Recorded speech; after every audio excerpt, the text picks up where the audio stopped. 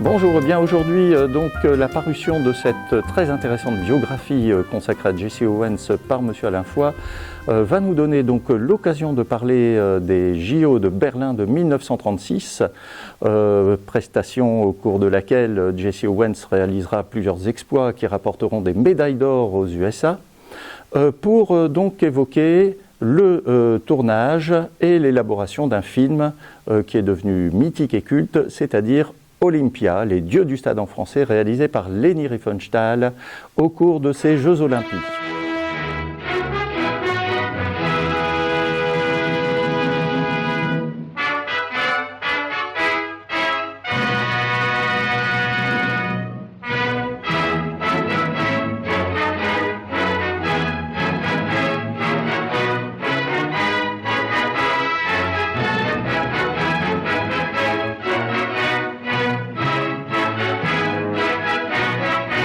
Dans quel contexte Leni Riefenstahl a-t-elle réalisé ce film ? Il faut savoir que c'est un film de commande. Et à l'en croire dans ses fameux mémoires, publiés ici en langue française, Leni Riefenstahl a d'abord renâclé, a tourné cette ode non seulement à l'olympisme, mais aussi, soyons francs, même si elle tend à le renier dans ses écrits, au nazisme et surtout au culte du corps arien et du personnage arien, eh bien Leni Riefenstahl, sous l'impulsion de trois personnes, tout d'abord d'un monsieur qui s'appelle Karl Diem, qui s'intéressait, puisqu'il était en plus coordonnateur de ces JO en 1936, qui s'intéressait en plus à l'archéologie et qui a remis au goût du jour les relais de la flamme, qui dans l'Antiquité ne concernaient pas les Jeux olympiques ou panhelléniques, comme on disait auparavant, mais surtout des festivités qui se déroulaient en dehors du cadre olympique. Et donc, ce monsieur Karl Diem rencontre Leni Riefenstahl en l'enjoignant, en l'incitant à tourner Olympia.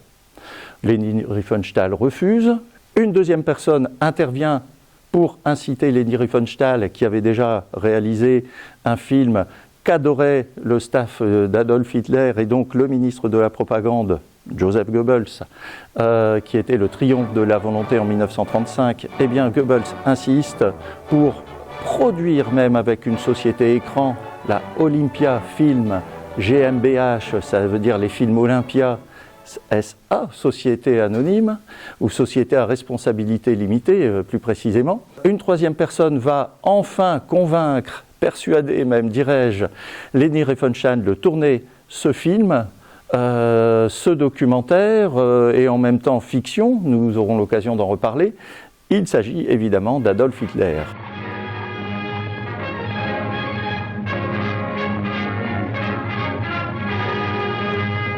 Le film donc va connaître une préparation assez intense, notamment aux abords du village olympique, dans un château. Il faut savoir que 300 personnes seront concernées par l'élaboration et le tournage de ce film, non seulement pour le montage, mais aussi pour le filmage, 60 opérateurs, une salle de montage entièrement dédiée chaque jour au développement de la pellicule tournée. Leni Riefenstahl était déjà une réalisatrice confirmée en Allemagne, reconnue aussi en Europe et même aux USA, puisqu'elle avait été finalement la vedette, nous pourrions dire, de films consacrés à la montagne, au ski, à l'alpinisme. C'était une athlète confirmée finalement.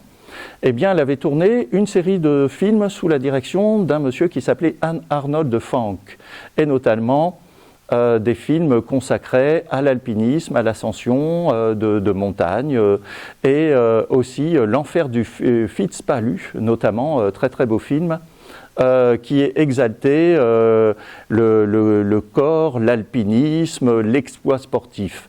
Et Leni Riefenstahl est passé à la réalisation en 1932 avec La Lumière bleue, puis avec notamment Das Triumph des Willens, le triomphe de la volonté, consacré à l'éloge du nazisme, esthétiquement parlant, mais aussi idéologiquement parlant.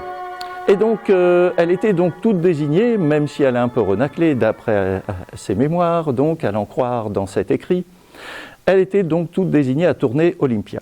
Alors, Olympia, c'est un film qui, techniquement,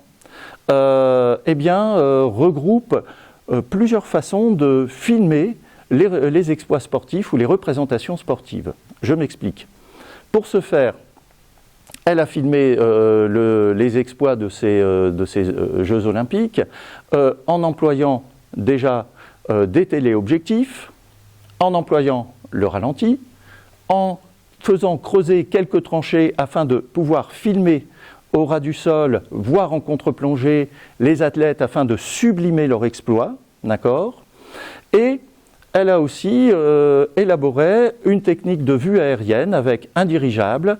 Elle souhaitait le faire aussi en zeppelin, mais les responsables du comité international olympique ont refusé à la dernière minute. Mais nous avons quand même quelques vues aériennes tournées par dirigeable et aussi par des petits ballons munis par des petites caméras qui pouvaient filmer 5 minutes, un métrage de 5 minutes, qui était ensuite récupéré sous récompense des kidam qui interceptaient les caméras sur le sol. Et donc, il y a aussi, de la part de Leni Riefenstahl, une volonté aussi technique de montrer les prouesses des athlètes, notamment en faisant arrimer des caméras à un travelling automatique qui est en fait installé. Ce sont des barres de métal comme ça, parallèles, qui sont installées le long des parcours d'athlétisme au centre du stade pour pouvoir filmer en intégralité et dans la vitesse des athlètes ce genre de compétition. Et donc le travelling, évidemment aussi, on peut penser aussi aux échelles qu'elle a utilisées pour pouvoir filmer en plongée ou à hauteur d'homme, voire à hauteur de Dieu. Les dieux de l'Olympe, évidemment, ou les dieux d'Olympie, les exploits de certains athlètes, notamment les lanceurs de poids, ou les lanceurs de disques. En fait, pour parler de lanceurs de disques, je me permettrai aussi de résumer un petit peu l'esprit de ce film Olympia, les dieux du stade, qui est en 2 parties. C'est environ 3h30, découpé en 2 parties. La première partie, qui s'appelle la fête du peuple, est consacré tout d'abord par un prologue qui relie les JO de Berlin et donc les athlètes des années 30, notamment les athlètes allemands, à ceux de la Grèce antique. Et donc vous avez le disco-ball, le fameux disco-ball antique, qui par surimpression est ensuite transporté dans les années 30 via un athlète qui est ensuite comparé à ce mythe, à ce disco-ball de la Grèce antique. Il y a donc aussi dans la première partie, dans le prologue, qui dure assez longtemps, mais je pense qu'il y a une mise en scène, il y a une volonté idéologique du parcours de la flamme olympique, d'Olympie jusqu'à Berlin, plus de 3000 km, avec une musique sacralisante, avec une volonté de montrer cette flamme et son arrivée dans le fameux stade qui venait tout juste d'être construit et conçu par un certain Albert Speer, qui était un des architectes favoris d'Adolf Hitler. Et donc, il y a cette volonté de relier, de connecter l'idéal des éphèbes de l'Antiquité grecque à l'idéal physique, corporel des athlètes allemands, des Ariens, de 1936. Ensuite, qu'avons-nous dans la deuxième partie, qui est la fête de la beauté ? Cette fois-ci, la célébration de la beauté. Nous avons tout d'abord, dans une forêt, ça a été tourné certainement du côté du village olympique. Dans une forêt, nous avons des hommes, on dirait comme une troupe de rangers, comme une troupe de scouts, mais adultes, qui nagent le corps nu dans une rivière, et ensuite nous les voyons sous la douche, etc. Et oui, il y a, au cas où vous ne l'auriez pas deviné, une exacerbation du corps qui est montrée dans les deux films. Après ce prologue qui est de nouveau un éloge au physique, d'accord, et au sport qui développe le physique, mais pas le mental ni l'intellect, donc d'après Leni Riefenstahl et les théoriciens du Troisième Reich, eh bien nous avons l'ensemble des autres activités sportives olympiques, compétition, donc nous avons donc le golf, nous avons l'équitation, nous avons également le pentathlon, nous avons bon nombre de compétitions olympiques qui nous sont montrées, mais surtout la natation. D'accord ? Et d'ailleurs, la deuxième partie se termine par des corps qui sont en plongeon et qui sont pris au ralenti pour montrer la beauté des corps qui plongent dans, comment dirais-je, dans l'eau, dans la piscine olympique. Et donc, pour élaborer les vues sous-marines, très intéressant, Leni Riefenstahl et son équipe ont élaboré des caméras qui permettaient de filmer des plongées, voilà, et en sous-marin, comme un sous-marin, d'accord, des plongées sous-marines, des vues sous-marines plus précisément, pour pouvoir montrer également l'évolution des athlètes dans l'élément aquatique. Alors, j'ai oublié aussi une technique ou plusieurs techniques de filmage, je dirais même de cadrage propre à Olympia, la contre-plongée qui permet de montrer la puissance des athlètes qu'on relie au ciel, d'accord, puisqu'il y a l'élément ici céleste qui est invoqué. Le ralenti, nous en avons déjà touché quelques mots, mais aussi donc les travelling, très intéressant, ça, les travelling, et puis aussi les vues subjectives, comme si parfois le caméraman ou l'opérateur qui filmait, ou même Leni Riefenstahl, faisait partie du public et filmait en panoramique ce qui se passait, hein, d'accord, comme une caméra subjective en quelque sorte. Nous avons aussi dans ce film quelques plans montrant Hitler assez enthousiaste, parfois déçu, puisqu'il faut savoir que même si l'Allemagne a remporté beaucoup de médailles d'or lors de ces Jeux Olympiques de 1936, eh bien les scènes les plus mythiques sont celles où nous voyons Jesse Owens gagner les 4 épreuves auxquelles il a participé, notamment le 4 fois relais, le 4 fois 100 mètres en relais, le 100 mètres, le 200 mètres, pour ne penser qu'à ces 3 épreuves.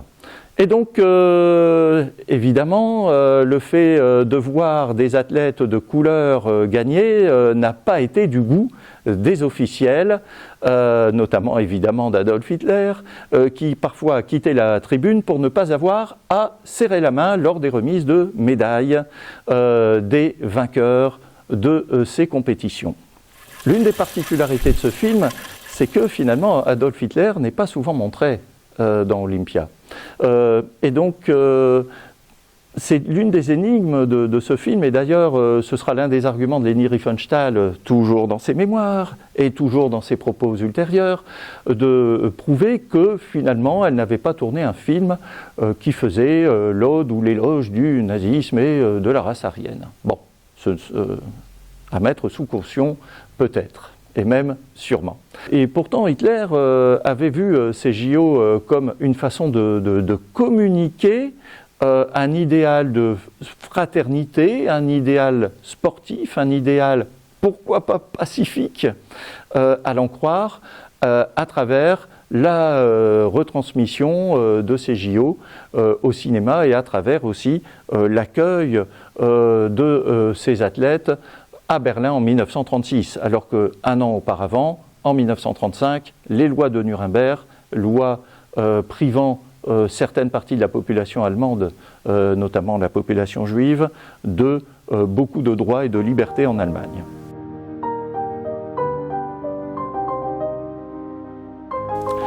Je reviens donc au film. Il faut savoir que le film a été tourné dans des conditions assez épiques et athlétiques, j'en ai déjà eu l'occasion d'en parler, mais aussi dans des conditions parfois diplomatiquement difficiles. Je m'explique. Les arbitres, les officiels du Comité olympique international, même Joseph Goebbels parfois, sont venus un peu énervés, confier à Leni Riefenstahl que ses méthodes de tournage, notamment les tranchées, notamment le fait de montrer Jesse Owens, notamment le fait de tourner parfois de manière très dangereuse à la fois pour eux comme pour les athlètes, vu les volontés techniques et modernes et quasiment télévisuelles que nous utilisons encore aujourd'hui, eh bien les rebuter. Et Leni Riefenstahl finalement, diplomatiquement, parfois acceptait, parfois n'acceptait pas, et a tourné comme finalement elle le souhaitait. Alors, la réception du film. Il faut savoir que le film, et là d'ailleurs les officiels à la fois olympiques et les officiels du Troisième Reich ont un petit peu, j'allais dire, râlé également. Il faut savoir que le montage a pris 15 mois. Environ 15 mois. C'est-à-dire qu'il y avait 250 heures, je crois, de métrage, avec plusieurs types de pellicules, 3 pellicules, notamment une pellicule pour montrer le noir et blanc, l'utilisation aussi de filtres rouges, la pellicule Agfa, évidemment, c'était la pellicule officielle. Et donc, il faut savoir que ce montage a été un montage très dur, épuisant pour toute l'équipe qui était assignée à cette fonction, mais enfin, le film, en 2 parties, sort officiellement le 20 avril 1938, puisque c'est le 20 avril la date anniversaire de la naissance du Reichsführer Adolf Hitler. Et donc le film a une bonne réception au niveau national, au niveau aussi européen. Il reçoit même, contre Autant n'emporte le vent, le prix Mussolini au Festival de Venise. Il reçoit aussi les félicitations de certains autres cinéastes et certains autres concepteurs tels que Walt Disney, et oui. Et donc il faut savoir que ce film a été reconnu comme un classique du film de sport, etc.